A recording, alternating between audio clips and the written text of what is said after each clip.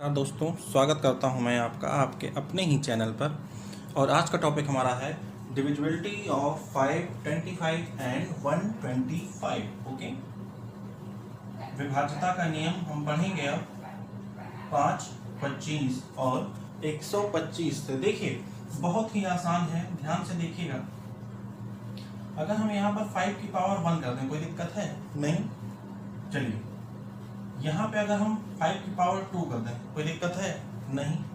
अगर हम यहाँ पर 5 की पावर 3 कर दें तो कोई दिक्कत है? नहीं। अब देखिए 5 से डिविजिबिलिटी क्या कहती है, ध्यान से सुनिएगा। जो आपका संख्या है, जो आपकी नंबर है, उसकी जो लास्ट डिजिट है, मतलब कि जो उसका अंतिम अंक है, कटना चाहिए किससे? 5 से। आप पहचानेंगे कैसे? देखिए 5 की घात 1 है, इसका मतलब ये हो गया कि संख्या का अंतिम अंक 5 से कटा तो संख्या आपकी 5 से डिविजिबल मानी जाएगी। ठीक है ना? इतनी बात समझ में आ गई? अब सुनिए, अगर हम 25 की बात करें तो यहाँ पर लिखा हुआ है 5 की घात 2, 5 की पावर 2, 5 की पावर 2। इसका मतलब दोस्तों ये हो गया है कि अब देखिए 2 मतलब संख्या के अंतिम 2 अंक, संख्या के last 2 digit is divisible bye 25। मतलब संख्या के अंतिम 2 अंक कटने चाहिए। किससे कटने चाहिए? तो 25 से कटने चाहिए, तब आपकी संख्या क्या मानी जाएगी? 25 से विभाज्य मानी जाएगी। आई बात समझ में? चलिए अगला प्रश्न सुनिए। अगर हम बात करें 5 की पावर 3 यानी कि 125 की, डिविजिबिलिटी 125 की क्या कहती है? मैंने कहा आपसे कि इसको आप 5 की पावर 3 लिख सकते हैं। ठीक है, अब इस 3 को लिखने का मतलब क्या है? लिखने का मतलब सिर्फ ये है कि जो संख्या के अंतिम 3 अंक, संख्या के अंतिम 3 अंक कटना चाहिए किससे? 125 से। अगर संख्या का अंतिम 3 अंक 125 से डिविजिबल है, विभाज्य है, कट रहा है, तो आप कहेंगे कि संख्या 125 से विभाज्य है।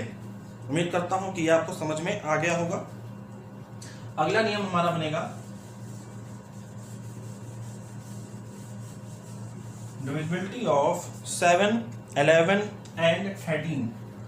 डिविजिबिलिटी ऑफ 7, 11 एंड 13 मतलब 7, 11 और 13 से विभाज्यता का नियम। 7, 11 और 13 से विभाज्यता का नियम। अब सुनिए ध्यान से, हम एक एग्जाम्पल के माध्यम से इसको समझेंगे। एक एग्जाम्पल लेते हैं और समझते हैं। देखिए ध्यान से देखिए, हमने एग्जाम्पल लिया 5, 9, 8, 7, 6, 2।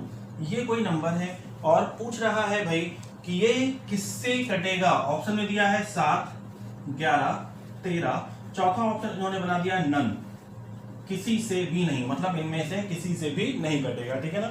अब देखिए, अब आपको एक साथ चेक करना है, कुछ विशेष नहीं करना है। देखिए करना क्या है, इसको आपने 3-3 डिजिट को बांट लिया। किधर से? इस साइड से। ठीक है, इस साइड से आपने, राइट हैंड साइड से आपने इसको 3-3 डिजिट में बांट लिया, मतलब 1, 2, 3। ठीक, हमने बांट लिया। सही है। अब सुनिए ध्यान से, करना क्या है? 7, 6, 2 माइनस 5, 9, 8। आप माइनस करेंगे। ठीक है, माइनस कर देंगे आप, तो आपका आ जाएगा यहाँ पर 164। ठीक, अब देखिए इतनी बड़ी डिजिट को तो थोड़ा सा मुश्किल हो सकता था कि 7, 11, पहले 7 से हम डिवाइड करते, फिर 11 से डिवाइड करना पड़ता, फिर हमें 13 से भी डिवाइड करना पड़ता। लेकिन अब हमें क्या करना है? केवल 164 को ही चेक करना है कि क्या ये कैंसिल आउट होगी 7 से। तो आप देख रहे होंगे कि 7 का पहाड़ा अगर आप 16 में पढ़ेंगे, 7 की टेबल अगर आप 16 में पढ़ेंगे, तो 7 2 जा 14 होता है और 2 आपका बच जाएगा और 4 यहाँ पर 24 हो जाएगा। 7 3 जा 24, मतलब ये डिविजिबल नहीं है, 7 से डिविजिबल नहीं है। मतलब ये पूरी की पूरी संख्या 7 से डिविजिबल नहीं है। अगर हम चेक करें 11 पर, तो आप देख लीजिए 11 बन जा 11, 5 एंड 4। ठीक, 11 4 जा 44। आपका फिर बच गया यहाँ पर। ठीक है, आपका फिर बच गया ना, तो ये भी नहीं होगा, मतलब ये संख्या 11 से भी डिविजिबल नहीं है। अगला देख लीजिए 164 अपॉन 13।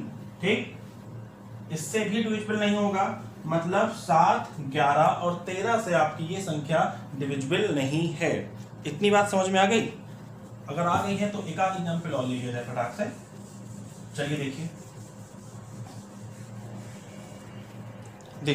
एक एग्जाम्पल है आपका, आपके मन में आया होगा कि सर 3 को आप लास्ट से बांटते चल रहे हैं, अगर यहाँ पे 3 का पेयर ना बने, 3 का पेयर अगर ना बने तब क्या करें? कुछ नहीं करना है, 3 का पेयर नहीं बन रहा, आप 2 का पेयर बना लो, 2 का पेयर बना लो आप, ठीक है, कोई दिक्कत नहीं है। 983, लेकिन आपको स्टार्ट करना है तो 3 पेयर से ही, स्टार्ट आप 3 पेयर से ही करेंगे, बाद में अगर 2 पेयर बन रहा है तो दिक्कत नहीं है, ठीक है ना।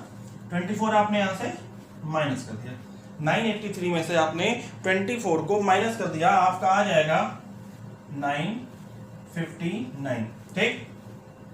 अब आप इसको चेक कर लीजिए, 959 को 7 से चेक कर लीजिए पहले, ठीक। 7 1 जा 7, 2 and 5 7 तिया 21, 4 9 7 सत्ते 49, 7 सत्ते 49, मतलब कि यह 7 से कट रहा है, ठीक है। ये जो संख्या है 959 7 से कट रही है, तो ये पूरी की पूरी संख्या किससे कट रही होगी? 7 से डिविजिबल होगी, ठीक है। आइए हम दूसरा चेक करते हैं।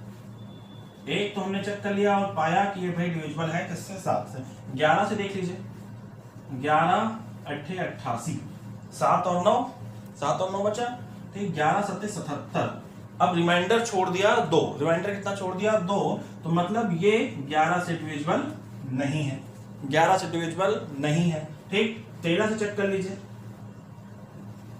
अब अगर आप 13 से चेक करते हैं तो देखिए 13 7 91, 4 और 9 13 तिया 39, ठीक। 10 रिमाइंडर छोड़ देगा और ये 13 से भी डिविजिबल नहीं है, मतलब ये संख्या केवल 7 से ही डिविजिबल है। आई बात समझ में? ठीक है, चलिए अगला देखिए।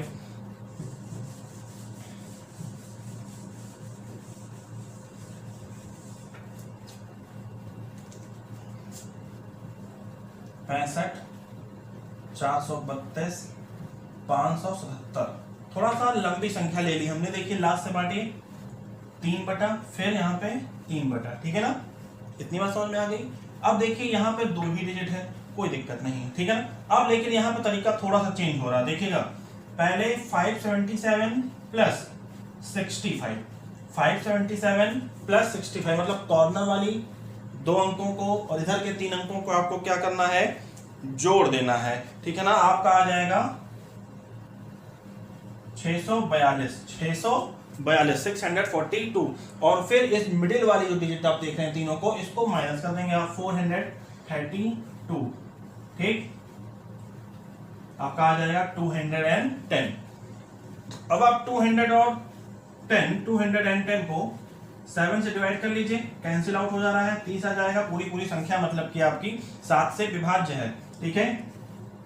210 को 11 से कर लीजिए, नहीं कटेगा, मतलब संख्या आपकी 11 से विभाज्य नहीं है। 210 को अगर आप 13 से चेक कर लीजिए तो 13 से भी नहीं कटेगा, मतलब आपकी संख्या 13 से भी विभाज्य नहीं है। तो किससे विभाज्य हो रही है? केवल और केवल 7 से।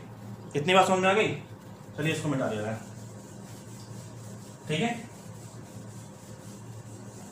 इसको हमने मिटा दिया है। चलिए अब सुनिए भाई, अब हम थोड़ा सा बढ़ा लेते हैं डिविजिबिलिटी ऑफ 7, 11, 13 एंड 37 नेक्स्ट करनी पड़ेगी आपकी डिविजिबिलिटी ऑफ 7, 11, 13 एंड 37, ठीक है ना। अब सुनिए, ध्यान से देखिएगा, मोस्ट इंपॉर्टेंट क्वेश्चन है। देखिए, यदि किसी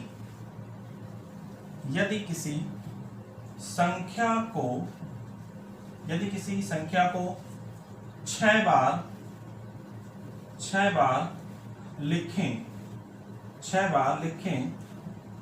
तो वह 7, 11, 13 और 37 से विभाज्य हो जाएगी।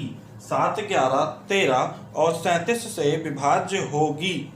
इतनी बात समझ में आ गई? अब सुन लीजिए ध्यान से, आप कोई भी एक अंक पकड़िए, 4 आपने पकड़ लिया, आप इसको 6 बार लिख दीजिए, ठीक है।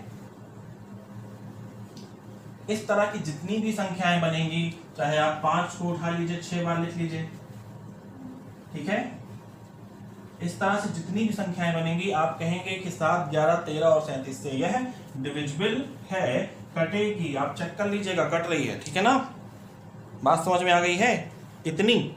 चलिए एक नियम और देखते हैं, एक सवाल और देखते हैं इसी पर, इस नियम पर एक सवाल देखते हैं। देखिए ध्यान से देखिएगा, संख्या है यदि, सवाल है आपका, यदि किसी भी डिजिट को, यदि किसी भी डिजिट को या संख्या ले ली जाए, ले लेते हैं यदि, हम एक न्यूमेरिकल देखते हैं, ध्यान से देखिएगा। सवाल कह रहा है कि यदि अंक 6 डिजिट 6 को 15 बार लिखकर एक संख्या बनाएं, 15 बार लिखकर एक संख्या बनाएं, तो उस संख्या को, सुनिए ध्यान से, तो उस संख्या को 7 से भाग देने पर क्या शेष बचेगा, क्या रिमाइंडर आएगा, रिमाइंडर पूछ रहा है, ठीक है ना। मतलब 6 को अगर हम 15 बार लिखें और लिखने के बाद एक संख्या बनाएं और उस संख्या को हम 7 से डिवाइड कर दें तो हमारा क्या रिमाइंडर बनेगा, आइए देखते हैं। चलिए, तो 6 को आपको 15 बार लिखना है, 6 को आपको कितनी बार लिखना है, 15 बार लिखना है, ठीक है ना। 1, 2, 3, 4, 5, 6, 7, 8, 9, 10, 11, 12, 13, 14 और 15, ठीक है ना। आपने 15 बार लिख लिया, आप 6 का पेयर बनाइए, 1, 2, 3, 4, 5, 6, ठीक है, 6 का पेयर बना लीजिए। ये हम 6 का पेयर बनाते हुए चल रहे हैं, ठीक है ना, 3, 3, 6, ठीक। आपने देखा कि 6 का हमने पेयर बना लिया है, ठीक है। अब सुनिए, 2 तरीके हैं, एक तो आप सीधे भी 7 से भाग देके निकालो और निकालते रहो 10-5 मिनट, ठीक है। एक तरीका ये है कि आपने पेयर बना लिया, आपने देखा कि भाई 6 यहाँ पर कितनी बार लिखा है, 6 बार लिखा है, यहाँ पर 6 कितनी बार लिखा है, 6 बार लिखा है, तो ये जितने भी हैं ये एक दूसरे से क्या होंगे, कट जाएंगे, ठीक। जितनी बार भी 6 का पेयर आएगा वो एक दूसरे से कट जाएगा, ठीक है ना। तो बचेगा कितना, 6, अब देखो 3, 6, ठीक। अब आपकी संख्या छोटी हो गई है, अब आप इसे 7 से भाग दे लीजिए, ठीक। अब आप इसे 7 से भाग दे लीजिए और 7 9 हो जाएगा आपका 63, 3 और 6, 7 बचे 35 और रिमाइंडर क्या छोड़ जाएगा, 1, ठीक। ये हो गया हमारा सवाल। इतनी बात समझ में आई। चलो इसको मिटाओ मैं।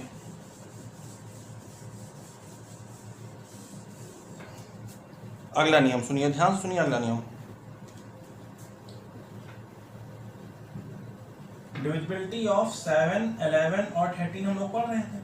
अब सुनिए ध्यान से, 7, 11 और 13 से, 7, 11 और 13 से जो संख्याएं कटेंगी वो ऑटोमेटिकली 1001 से भी कटेंगी। फिर से सुन लीजिए स्टेटमेंट, 7, 11 और 13 से जो भी संख्या कटेगी वो ऑटोमेटिकली किससे और कटेगी, 1001 से भी कटेगी, ठीक है ना।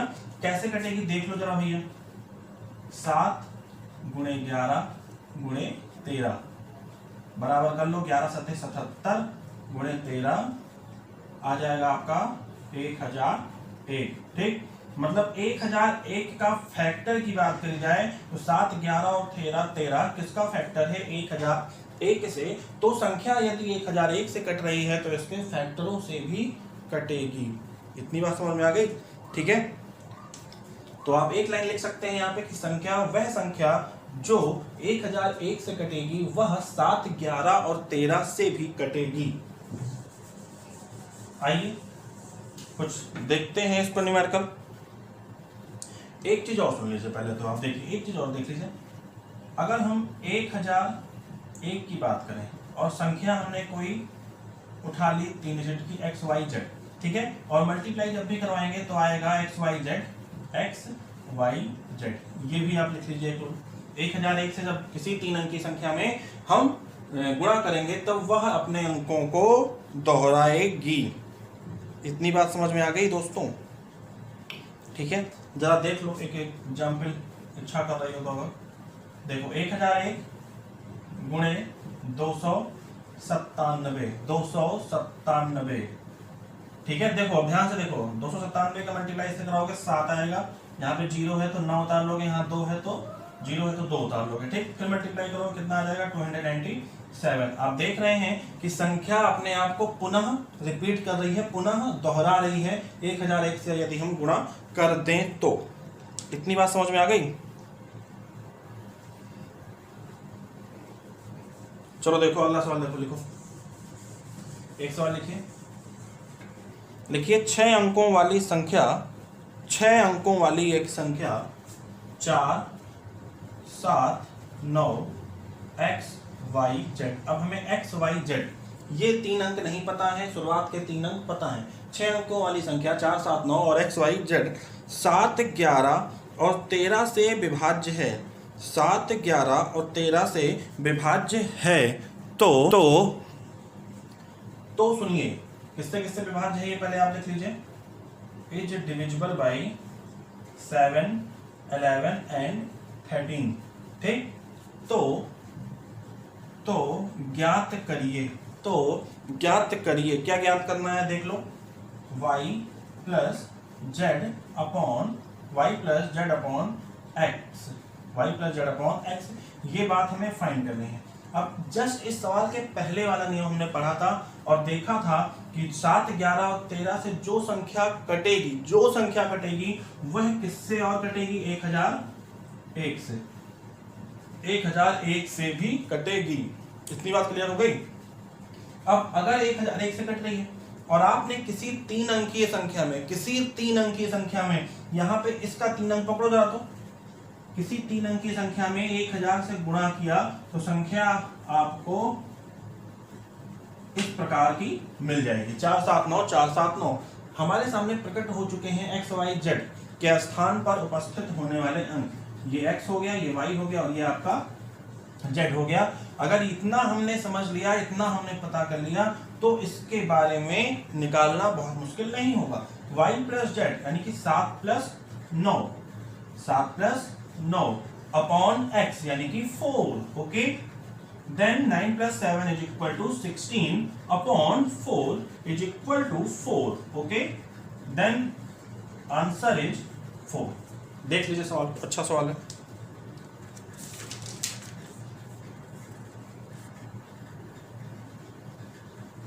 चलिए मिटा जाए।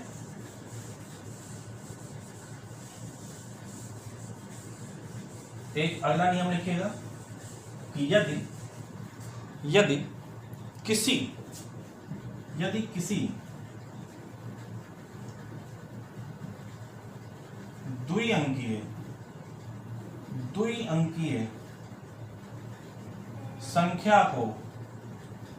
द्विअंकीय संख्या को दो बार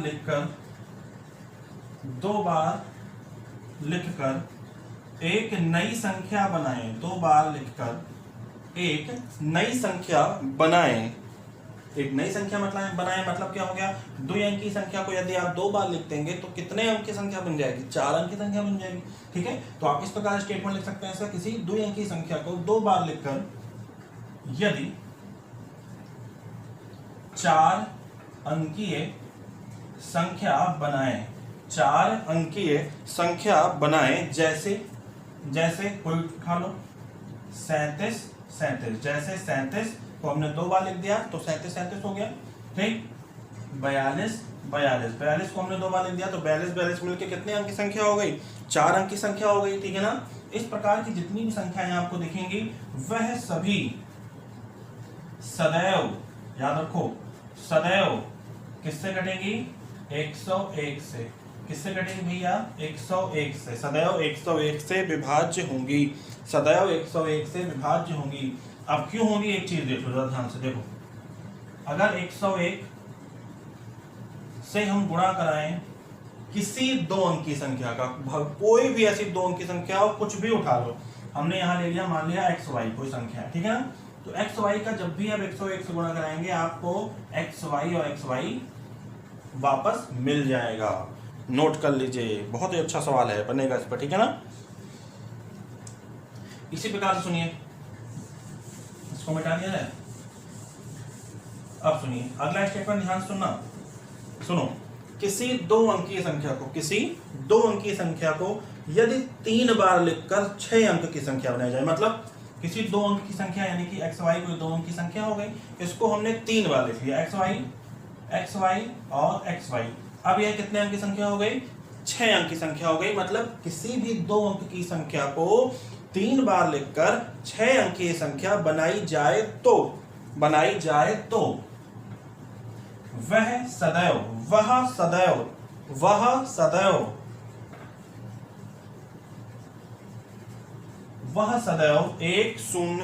10101 से विभाज्य होगी, से कटेगी। ठीक, बात समझ में आ गई। मतलब कि किसी भी 2 अंक की संख्या को यदि आपने 3 बार लिख लिया है, एक्स वाई और 6 अंक की संख्या बनाई है, तो वह संख्या सदैव किससे कटेगी? 10,101 से कटेगी। जैसे लिख लो भैया, 23 23 23, 43 43 43। बात समझ में आ गई भैया? ठीक है, इसको मिटा दिया जाए। चलो मिटाओ इसको। हेडिंग डालिए 11 से विभाज्यता का नियम। 11 से विभाज्यता का नियम, डिविजिबिलिटी ऑफ 11। 11 से विभाज्यता का नियम, डिविजिबिलिटी ऑफ 11। ठीक है ना। देखिए इसको मैं एग्जाम्पल समझाऊंगा आपको, ध्यान से पकड़िएगा सवाल, ठीक है ना। एक एग्जाम्पल ले लेते हैं हम, 2 3 6 9 0 7 6 9। ये हमने कोई एग्जाम्पल उतार दिया और पूछ लिया कि क्या यह संख्या 11 से कटेगी। एक तरीका तो आप सीधे सीधे भाग देख के देख लो, दूसरा तरीका डिविजिबिलिटी का तरीका क्या कहता है, देखिए ध्यान से देखिए। एक संख्या को छोड़ के, मतलब कि अल्टरनेट चलते रहो, 2 फिर 6 फिर 0 फिर 6। ठीक, लिखो 2 + 6 + 0 + 6, 2 + 6 + 0 + 6 = what? 14। ठीक है, अब जो बचा हुआ है 3 + 9 + 7 + 9। ठीक, 3 + 9 + 7 + 9। ठीक है, आ जाएगा ये आपका 28। 9 3 12 7 19 9 28। इतनी बात समझ में आ गई। अब सुनिए क्या करना है, 28 - 14, 28 - 14, जो बड़ा है उसी में से घटा दो। 28 - 14 कितना आ गया? 14। ठीक, 14 आया। मतलब यह संख्या डिविजिबल नहीं है किससे? 11 से। मतलब यह संख्या डिविजिबल नहीं है 11 से। ठीक, इस प्रकार से करते हुए लास्ट में जब आपका अंतर आए तो या तो संख्या पूरी तरह से कट जाए यानी कि 0 आ जाए, या तो घटाने पर 11 आए, तब आप कहेंगे कि भाई संख्या डिविजिबल है 11 से। अगर 14 15 16 17 मतलब 0 और 11 के अलावा कुछ भी आ रहा हो तो संख्या 11 से नहीं कटेगी। इतनी बात समझ में आई? देखते हैं हम लोग। देखिए हमारा एग्जाम्पल सामने लिखा है आपके, 2 3 6 9 7 0 6 9। ठीक है ना। आपको ज्ञात करना है कि क्या यह संख्या 11 से डिविजिबल है या नहीं। वही वाला रूल जो मैंने आपको अभी बताया है, 2 + 6 8, 8 + 7 15 एंड 15 + 6 21। ठीक, अल्टरनेट क्रम में प्लस करते चलिए। अब जो छोड़ा था उसको प्लस कर लीजिए। 3 + 9 12, 3 + 9 12, 12 + 0 12 हो जाएगा। देन 12 + 9 21। आप देख रहे हैं 21 यहाँ पर कैंसिल आउट हो रहा है, 0 आ रहा है। मतलब आपकी ये संख्या 11 से डिविजिबल है। इतनी बात समझ में आ गई? ठीक है, चलिए अगला क्वेश्चन देखिए। अब देखिए कैसे सवाल आता है इस पर, ये चेक करो जरा सा। देखो सवाल लिखो 7 8, एक सवाल हमें इस पर देखिए, सवाल लिखा है आपके सामने 738A6A is divisible by 11, then find the value of A।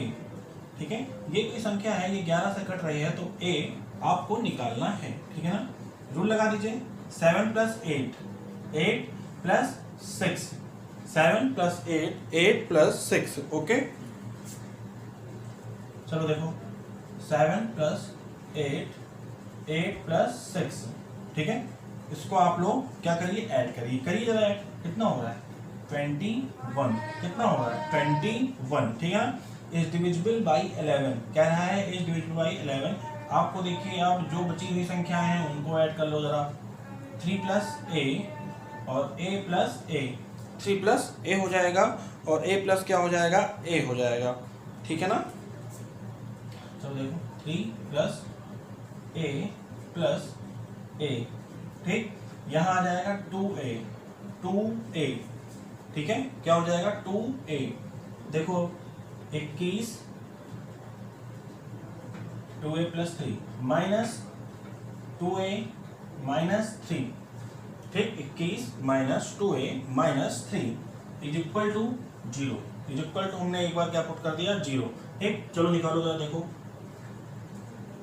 चलिए भाई, देखिए 21 को आप यहाँ ले जाइए, इस तरफ या घटा लो पहले, क्या आ जाएगा 18 आ जाएगा। 18 - 2A is equal to 0, then A बराबर 18/2 इज इक्वल टू 9। ठीक है, एक तो आपके A बराबर 9 आ गया। अब एक बार 11 रख के देख लो जरा कि 11 रख के क्या हमारा आएगा आंसर। देखो 2A - 3 is equal to 11 put करो यहाँ पे, क्योंकि 0 और 11 आना चाहिए।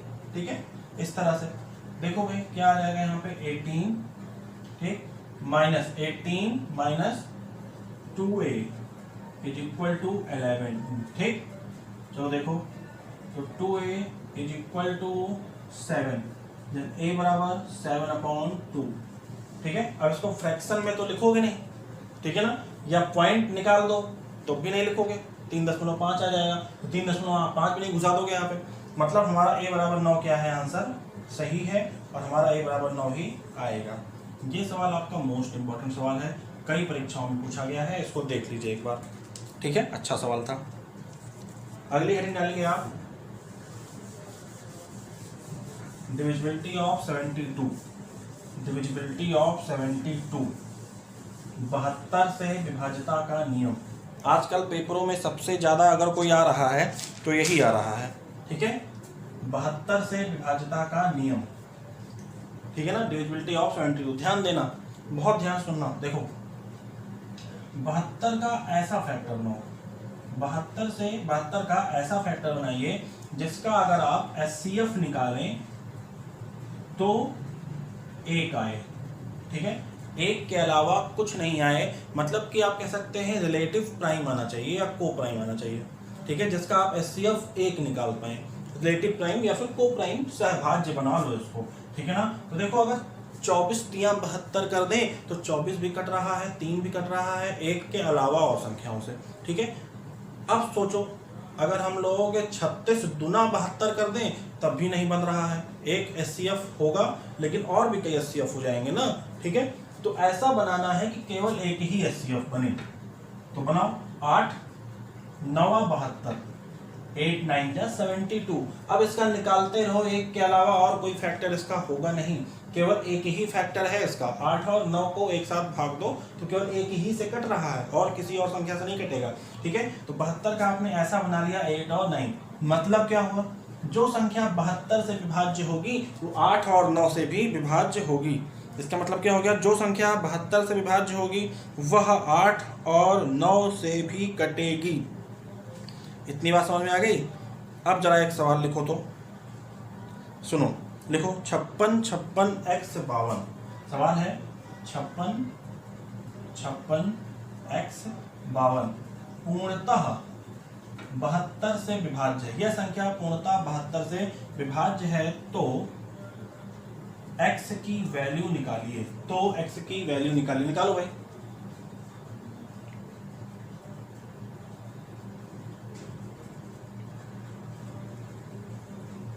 चलो सुनो ध्यान से। अब आपको देखिए, या तो भाग दे लो 72 से, निकाल पाओ तो निकाल लो, नहीं कर पा रहे हो तो विभाज्यता का नियम लगाओ 8 और 9 का। ठीक है, 8 का विभाज्यता का नियम क्या कहता है, इसको जरा बांटो 2 की पावर 3 में, 2 दूना 4 दूना 8, कितनी घात बन गई, 3 घात बन गई। मतलब संख्या के अंतिम 3 अंक किससे कटने चाहिए, 8 से, तब संख्या विभाज्य मानी जाएगी। 9 से विभाज्यता का नियम क्या कहता है कि संख्याओं के जितने भी अंक हैं उन सभी का जोड़ 9 से विभाज्य हो, तब संख्या भी 9 से कट जाएगी। ठीक है, चलिए आइए चेक करते हैं जरा। 9 से विभाज्यता का नियम लगा लो जरा। जोड़ो 5 6 11, 11 22, ठीक, और 5 2 7, 22 और 7 29, 29 प्लस एक्स, 29 प्लस एक्स किससे कट रही है, 9 से कट रही है। 29 प्लस एक्स जो है आपका 9 से कट रहा है। 29 के बाद कौन सी ऐसी संख्या है जो 9 से कटती है, 9 तिरिक 27, 9 चौके 36, 9 तिरिक 27 और 9 चौके 36, 36, ठीक है ना। मतलब 36 में से अगर 29 आप घटाएंगे तो क्या आएगा, 7। मतलब x की जगह पर कितना होना चाहिए, 7 होना चाहिए, तब आपकी संख्या पूर्णतः 9 से विभाज्य हो जाएगी। ठीक है, अब देखो यहाँ पे रुकना नहीं है, यहाँ पे आंसर मत लिख देना कि 7 हो जाएगा। अब जरा चेक करो कि 752 x के स्थान पे अगर 7 लिख रहे हो तो क्या 752 8 से कट रहा है, 8 9 72, 8 चौके 32 कट रहा है। मतलब कि x आपका आंसर क्या हो जाएगा, 7। नोट कर लो। एक सवाल और लिखो, देखो करना है इस सवाल को आप लोग। ठीक है, इस सवाल को करिएगा आप लोग, लिख लीजिए 918 76x2, 918 76x2 is divisible by 72, is divisible by 72। ठीक है, तो x का मान निकालिए, तो x का मान निकालिए। ठीक है,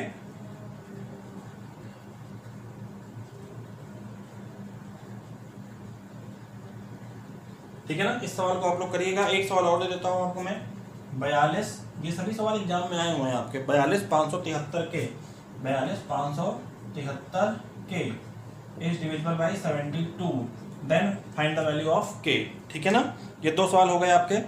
एक सवाल अब मैं आपको कराता हूं जो मोस्ट इंपॉर्टेंट सवाल है, लिखिएगा, लिखिए 3401, 3401 संख्या 3401 में क्या जोड़ा जाए, संख्या 3401 में क्या जोड़ें,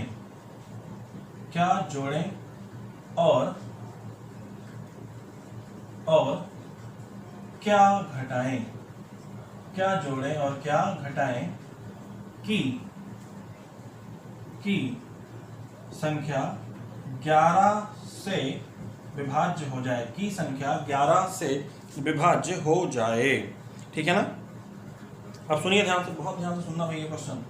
चलो 11 से जरा भाग लगाओ 3409 को, चलो भाग दे दो जरा, 11 तियां 33, ठीक, 1 हो जाएगा और आप उतार लेंगे 0, 11 तियां 33 उतार लो, ठीक, यहाँ पे आ जाएगा 1 0, देन फिर 0 उतार लो, 109, सॉरी 3401 है ना यहाँ पे, तो यहाँ उतारो 1, यहाँ उतारो 1, 101, ठीक।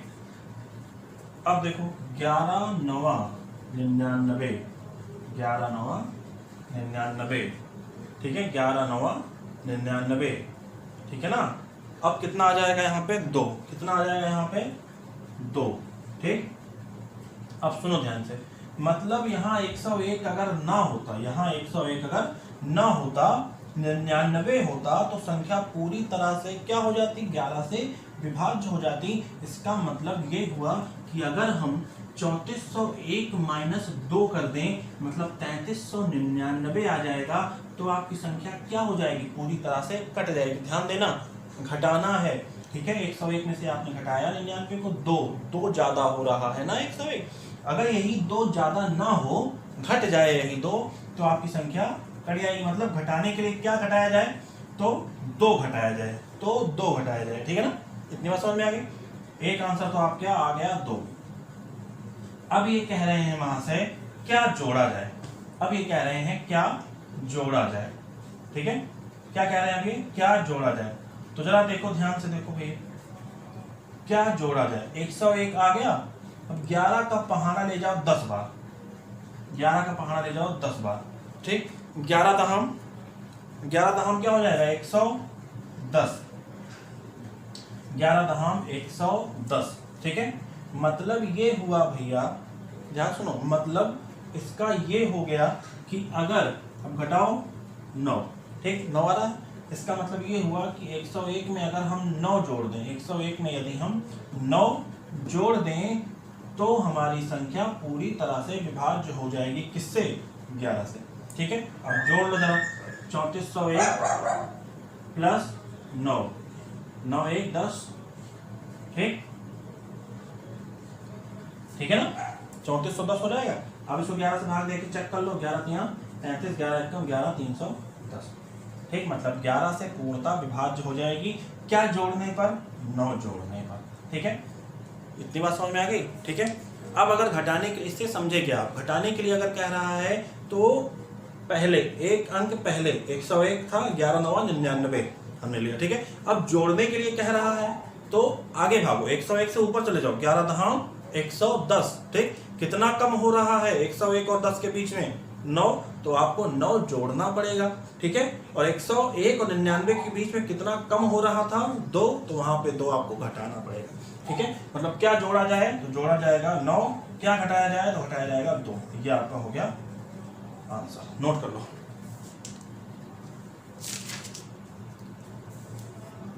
एक सवाल लिखो इसी तरह का है, एक सवाल लिखो इसी तरह का है,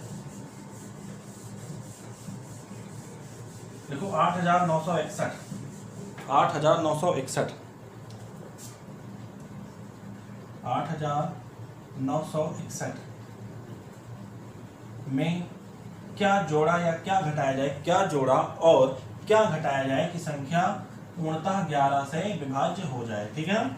फिर कुछ नहीं करना है आपको, वही चीज है, 11 से आप इसमें भाग देंगे, 8 9 6 1, 11 8 88, 1 6, 11 1 11,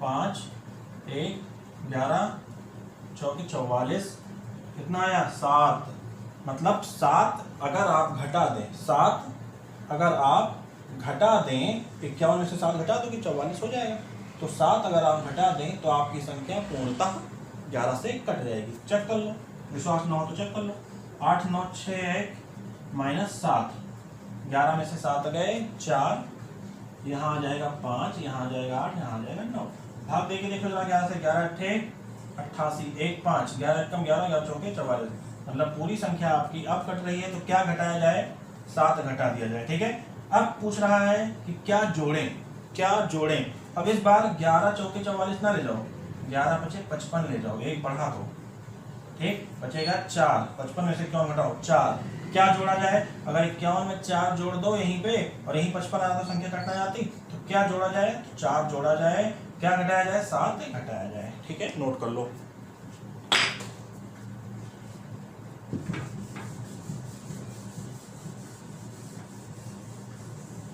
एक सवाल और लिख लो जरा सा, लिखो 4 की पावर 91, लिखो 4 की पावर 91 प्लस 4 की पावर 92 प्लस 4 की पावर 93 प्लस 4 की पावर 94, ठीक, ठीक है।